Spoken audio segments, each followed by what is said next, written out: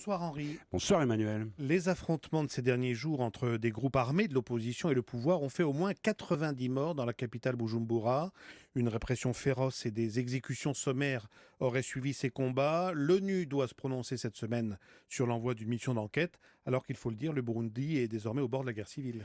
Et oui Emmanuel, cette affaire du Burundi, c'est un peu la chronique d'un désastre annoncé, celui d'un petit pays de 10 millions d'habitants où 80% de la population vit sous le seuil de pauvreté et qui s'enfonce dans la crise depuis le printemps dernier, au risque de voir réduit à néant tous les efforts consentis pour le sortir peu à peu de la misère. C'est aussi celui d'une nation longtemps déchirée par les tensions politiques ou par les conflits ethniques et qui, à force de manipulations cyniques et immorales, est en train de renouer dangereusement avec les démons de son passé.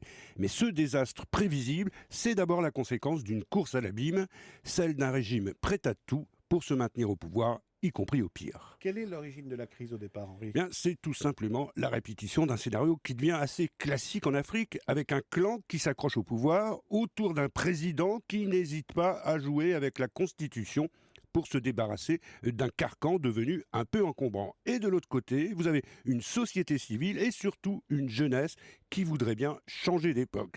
C'est par exemple ce qui s'est produit au Burkina Faso, où la rue a chassé un président qui voulait prendre ses aises avec la loi et où on vient de procéder à une nouvelle élection dans le respect de la démocratie. Mais hélas, pas au Burundi, où ni les manifestations du mois d'avril, ni même une tentative de coup d'État militaire en mai dernier ne sont parvenus à bousculer le régime qui a au contraire intensifié la répression. En imposant sa réélection cet été pour un troisième mandat, en refusant tout dialogue avec l'opposition et en envoyant ses miliciens à la chasse aux contestataires qui étaient encore à ce moment-là presque tous pacifiques, eh bien le président Pierre Nkurunziza savait qu'il ouvrait la boîte de Pandore. Les violences de ce week-end sont avant tout le résultat de cette stratégie de la tension qui a déjà provoqué l'exode de 250 000 réfugiés. Et dans cette région des Grands Lacs, marquée par l'instabilité, par les guerres, par les massacres, il est grand temps que le Burundi soit enfin considéré comme une urgence absolue. On est en mesure de reconstituer maintenant ce qui s'est passé à Bujumbura? Bien, ce qu'on sait, c'est que tout a commencé vendredi avec l'attaque simultanée de 3 centres militaires de la capitale et sans doute d'un autre centre situé en province. Les combats extrêmement violents ont duré plusieurs heures, les assaillants ont fini par être repoussés et la plupart d'entre eux semblent avoir été tués. Mais on ne connaît ni leur nombre exact, ni leur identité et encore moins leur lien précis avec l'opposition qui est restée muette sur ce point et dont les chefs sont en exil. La suite de ces événements s'est déroulée plutôt à huis clos pendant au moins 2 jours. Alors selon différents témoignages, les forces de l'ordre assistées de miliciens aux ordres du régime ont ratissé plusieurs heures des quartiers de la capitale considérés comme des bastions de la contestation.